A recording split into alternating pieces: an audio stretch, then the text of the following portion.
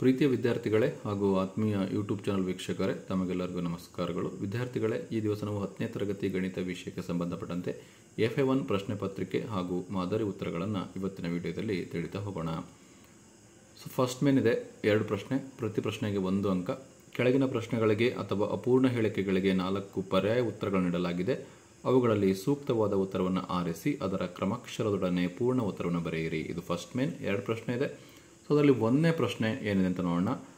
A ಮತ್ತು ಬಿಗಳು 2 ಧನಪೂರ್ಣಾಂಕಗಳಾದಾಗ ಮ ಸ ಅ ಎ ಕಮ ಬಿ ಮತ್ತು ಲ ಸ ಅ ಎ ಕಮ ಬಿಗಳಿಗಿರುವ ಸರಿಯಾದ ಸಂಬಂಧವು ಆಪ್ಷನ್ ಎ ಮ ಸ ಅ ಎ ಕಮ ಬಿ ಇಂಟು ಲ ಸ ಅ A comma B is equal to A minus B. Option B ಮ ಸ ಅ ಎ ಕಮ ಬಿ ಇಂಟು ಲ ಸ ಅ A comma B is equal to A into B. Option C ಮ ಸ ಅ ಎ ಕಮ ಬಿ ಪ್ಲಸ್ ಲ ಸ ಅ A comma B is equal to A plus B. Option D ಮ ಸ ಅ ಎ ಕಮ ಬಿ ಮೈನಸ್ ಲ ಸ ಅ A comma B is equal to A into B. ಇದು 1ನೇ ಪ್ರಶ್ನೆ ಆಗಿದೆ ವಿದ್ಯಾರ್ಥಿಗಳೇ. ಇನ್ನು 2ನೇ ಪ್ರಶ್ನೆ, P of x is equal to x cube minus 1 ಈ ಬಹುಪದೋಕ್ತಿಯ ಗರಿಷ್ಠ ಶೂನ್ಯತೆಗಳ ಸಂಖ್ಯೆಯು option A 3, option B 0, option C 1, option D 2 ಆಗಿದೆ. Option D 2. ಇನ್ನು ಸೆಕೆಂಡ್ ಮೇನಿಗೆ ಬರೋಣ. ಕೆಳಗಿನ ಪ್ರಶ್ನೆಗಳಿಗೆ ಉತ್ತರಿಸಿ 2 ಪ್ರಶ್ನೆಗಳು, ಪ್ರತಿ ಪ್ರಶ್ನೆಗೆ 1 ಅಂಕ, ಟೋಟಲ್ 2 ಅಂಕ ಬರುತ್ತೆ. ಸೊ ಇದರಲ್ಲಿ 3ನೇ ಪ್ರಶ್ನೆ ಏನಿದೆ ಅಂದರೆ x plus y minus 4 is equal to 0 ಮತ್ತು 2x plus B y minus 3 is equal to 0. ಈ ರೇಖಾತ್ಮಕ ಸಮೀಕರಣಗಳು ಯಾವುದೇ ಪರಿಹಾರವನ್ನು ಹೊಂದಿಲ್ಲದಿದ್ದರೆ ಬಿಯ ಬೆಲೆಯನ್ನು ಕಂಡುಹಿಡಿಯಿರಿ ಅಂತ ಇದೆ. ಇನ್ನು 4ನೇ ಪ್ರಶ್ನೆ x square plus 4x plus 4 is equal to 0 ಈ ವರ್ಗ ಸಮೀಕರಣದ ಶೋಧಕದ ಬೆಲೆಯನ್ನು ಕಂಡುಹಿಡಿಯಿರಿ ಅಂತ ಇದೆ ವಿದ್ಯಾರ್ಥಿಗಳೇ. ಇನ್ನು ಥರ್ಡ್ ಮೇನಿಗೆ ಬರೋಣ. ಕೆಳಗಿನ ಪ್ರಶ್ನೆಗಳಿಗೆ ಉತ್ತರಿಸಿ ಅಂತಿದೆ. ಇಲ್ಲಿ 3 ಪ್ರಶ್ನೆಗಳು, ಪ್ರತಿ ಪ್ರಶ್ನೆಗೆ 2 ಅಂಕ, ಟೋಟಲ್ 6 ಅಂಕ ಇದೆ. ಸೊ 5ನೇ ಪ್ರಶ್ನೆ ಏನಿದೆ, 3 ಪ್ಲಸ್ 2√5 ಒಂದು ಅಭಾಗಲಬ್ಧ ಸಂಖ್ಯೆ ಎಂದು ಸಾಧಿಸಿ. 6ನೇ ಪ್ರಶ್ನೆ, ಕೊಟ್ಟಿರುವ ರೇಖಾತ್ಮಕ ಸಮೀಕರಣಗಳ ಜೋಡಿಯನ್ನು ವರ್ಜಿಸುವ ವಿಧಾನದಿಂದ ಬಿಡಿಸಿ. 2x plus y is equal to 8, x minus y is equal to 1. 7ನೇ ಪ್ರಶ್ನೆ, x square plus 3x plus 2 is equal to 0 ಈ ವರ್ಗ ಸಮೀಕರಣವನ್ನು ಅಪವರ್ತಿಸುವ ವಿಧಾನದಿಂದ ಬಿಡಿಸಿ ಅಂತ ಇದೆ.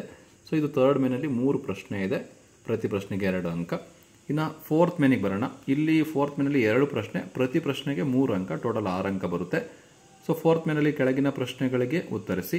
8ನೇ ಪ್ರಶ್ನೆ, P of x is equal to x square plus 7x plus 10 ಈ ವರ್ಗ ಬಹುಪದೋಕ್ತಿಯ ಶೂನ್ಯತೆಗಳನ್ನು ಕಂಡುಹಿಡಿಯಿರಿ ಹಾಗೂ ಶೂನ್ಯತೆಗಳು ಮತ್ತು ಸಹಗುಣಕಗಳ ನಡುವಿನ ಸಂಬಂಧವನ್ನು ತಾಳೆ ನೋಡಿ ಅಂತ ಇದೆ.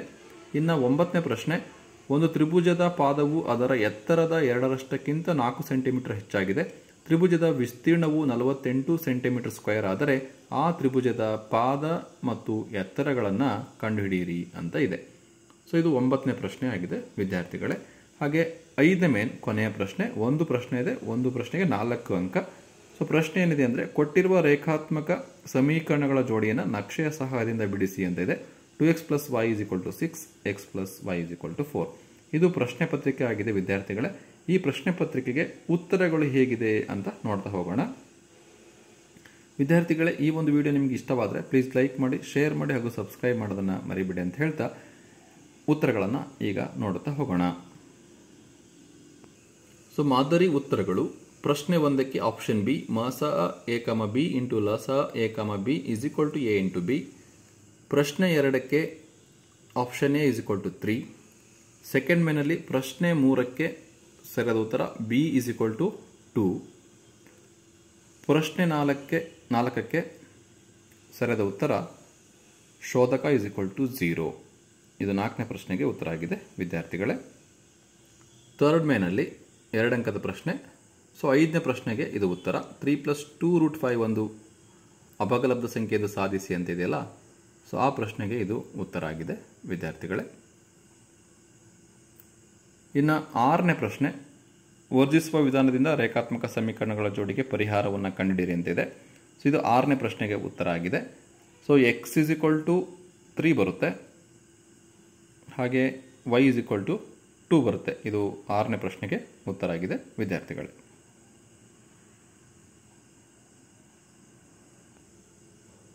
ಇದು 7ನೇ ಪ್ರಶ್ನೆಗೆ ಉತ್ತರ ಆಗಿದೆ. X is equal to -2 and x is equal to -1 ಇದು ಪರಿಹಾರಗಳು. ಅಪವರ್ತಿಸುವ ವಿಧಾನದಿಂದ ಪರಿಹಾರವನ್ನು ಕಂಡುಹಿಡಿಯಲಾಗಿದೆ. ಇನ್ನು ಫೋರ್ತ್ ಮೇನಿಗೆ ಬಂದರೆ ಶೂನ್ಯತೆಗಳು ಮತ್ತು ಶೂನ್ಯತೆಗಳ ಮೊತ್ತ ಮತ್ತು ಸಹಗುಣಕಗಳ ನಡುವಿನ ಸಂಬಂಧ ಆ ಪ್ರಶ್ನೆಗೆ ಉತ್ತರ ಇದು. 8ನೇ ಪ್ರಶ್ನೆ, 3 ಅಂಕದ ಪ್ರಶ್ನೆ. ಸೊ x = -5, x = -2 ಬರುತ್ತೆ. ಸೊ ಹೋಲಿಕೆ ಮಾಡಿದಾಗ -7 ಮೊತ್ತ ಗುಣಲಬ್ಧ 10 = 10 ಬರುತ್ತೆ. ಇದು 8ನೇ ಪ್ರಶ್ನೆಗೆ ಉತ್ತರ ಆಗಿದೆ ವಿದ್ಯಾರ್ಥಿಗಳೇ.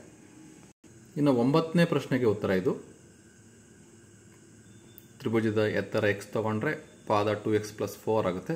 ನಿಬಂಧನೆಯ ಪ್ರಕಾರ ತ್ರಿಭುಜದ ವಿಸ್ತೀರ್ಣವನ್ನು ಕೊಟ್ಟಿದ್ದಾರೆ. ಸೊ ವಿಸ್ತೀರ್ಣ ಸೂತ್ರವನ್ನು ಹಾಕಿ ನಾವೇನು ಮಾಡ್ಬೋದಪ್ಪ ಅಂದರೆ ವರ್ಗ ಸಮೀಕರಣವನ್ನು ಬರ್ಕೋಬೇಕಾಗುತ್ತೆ. ವರ್ಗ ಸಮೀಕರಣ ಬರೆದ ಮೇಲೆ ಅದನ್ನು ಅಪವರ್ತಿಸುವ ವಿಧಾನದಿಂದ ಎಕ್ಸ್ ಬೆಲೆಗಳನ್ನು ಕಂಡುಹಿಡ್ಕೊಂಡು ಅಲ್ಲಿ ಪಾಸಿಟಿವ್ ಇರತಕ್ಕಂತಹ ಎಕ್ಸ್ ಬೆಲೆಗಳನ್ನು ತಗೊಂಡು ನಾವು ಪಾದ ಮತ್ತು ಎತ್ತರವನ್ನು ಕಂಡುಹಿಡಿಬೋದು ವಿದ್ಯಾರ್ಥಿಗಳೇ. ಇದು 9ನೇ ಪ್ರಶ್ನೆಗೆ ಉತ್ತರವಾಗಿದೆ. ಇನ್ನು 5ನೇ ಮೇನಲ್ಲಿ ಗ್ರಾಫ್ ಇದೆ. 10ನೇ ಪ್ರಶ್ನೆ, 2x + y = 6, x + y = 4. So easy ಮೆಥಡಲ್ಲಿ ನಾವು ಮಾಡಬೇಕು. ಎಕ್ಸನ್ನು 0 ಕೊಟ್ಟರೆ y 6 ಬರುತ್ತೆ, yಗೆ 0 ಕೊಟ್ಟರೆ 2x = 6 ಆಗುತ್ತೆ, x = 3 ಆಗುತ್ತೆ. ಸೊ ಅದನ್ನ ಕೋಷ್ಟಕದಲ್ಲಿ ಬರೆದಾಗ x 0 ಕೊಟ್ಟಾಗ y 6, x 3 ಕೊಟ್ಟಾಗ y 0 ಬರುತ್ತೆ. ಇಲ್ಲಿ xಗೆ 0 ಕೊಡಿ y 4 ಬರುತ್ತೆ, yಗೆ 0 ಕೊಡಿ x 4 ಬರುತ್ತೆ. ಸೊ x ಮತ್ತು yನ ಕೋಷ್ಟಕದಲ್ಲಿ ಬರೆದಾಗ x 0 ಆದಾಗ y 4, y 0 ಆದಾಗ x 4 ಆಗುತ್ತೆ. ಸೊ ಇವಿಷ್ಟನ್ನು ಬರೆದ್ರೆ ನಿಮಗೆ 2 ಅಂಕ ಸಿಗುತ್ತೆ ವಿದ್ಯಾರ್ಥಿಗಳೇ. ಸೊ ಇವುಗಳನ್ನು ನೋಡಿಕೊಂಡು ಗ್ರಾಫನ್ನು ಹಾಕಬೇಕಾಗುತ್ತೆ. ಫಸ್ಟು ಪ್ರಮಾಣವನ್ನು ಬರ್ಕೊಳ್ಳಿ. ಪ್ರಮಾಣ ಬರೆದಾದ್ಮೇಲೆ ಪಾಯಿಂಟ್ಸನ್ನು ಗುರ್ತು ಮಾಡಿಕೊಂಡು 2 ರೇಖಾತ್ಮಕ ಸಮೀಕರಣಗಳನ್ನ ಎಳಿರಿ. ಸೊ 2 ರೇಖಾತ್ಮಕ ಸಮೀಕರಣಗಳನ್ನ ಎಳೆದ ಮೇಲೆ ಅದಕ್ಕೆ 1 ಅಂಕ ನಿಮಗೆ ಸಿಗುತ್ತೆ. ಅವೆರಡು ಎಲ್ಲಿ ಛೇದಿಸುತ್ತೆ ಅಲ್ಲಿ x ಮತ್ತು y ಬೆಲೆಗಳನ್ನು ನೀವು ಬರೀಬೇಕಾಗುತ್ತೆ. ಅದನ್ನು p ಅಂತ ಗುರ್ತು ಮಾಡಿ. ಸೊ x = 2, y = 2 ಅಂತ ಬರೆದ್ರೆ ನಿಮಗೆ 1 ಅಂಕ ಸಿಗುತ್ತೆ. ಸೊ ಗ್ರಾಫ್ ರಚನೆಗೆ 1 ಅಂಕ, x ಮತ್ತು y ಬೆಲೆಯನ್ನು ಬರೆದ್ರೆ ನಿಮಗೆ 1 ಅಂಕ. ಸೊ ಇಲ್ಲಿ ನಿಮಗೆ 2 ಅಂಕ, ಕೋಷ್ಟಕ ರಚನೆಗೆ 2 ಅಂಕ ಸಿಗುತ್ತೆ ವಿದ್ಯಾರ್ಥಿಗಳೇ. ಇಲ್ಲಿಗೆ FA1 ಪ್ರಶ್ನೆ ಪತ್ರಿಕೆ ಮತ್ತು ಮಾದರಿ ಉತ್ತರಗಳ ಒಂದು ವಿಶ್ಲೇಷಣೆ ಕಂಪ್ಲೀಟಾಗಿ ಮುಕ್ತಾಯವಾಗುತ್ತೆ. ಸೊ ಇವತ್ತಿನ ವಿಡಿಯೋ ನಿಮಗೆ ಇಷ್ಟವಾದರೆ ಪ್ಲೀಸ್ ಲೈಕ್ ಮಾಡಿ, ಶೇರ್ ಮಾಡಿ ಹಾಗೂ ಸಬ್ಸ್ಕ್ರೈಬ್ ಮಾಡೋದನ್ನು ಮರಿಬೇಡಿ ಅಂತ ಹೇಳ್ತಾ thank you for watching this video.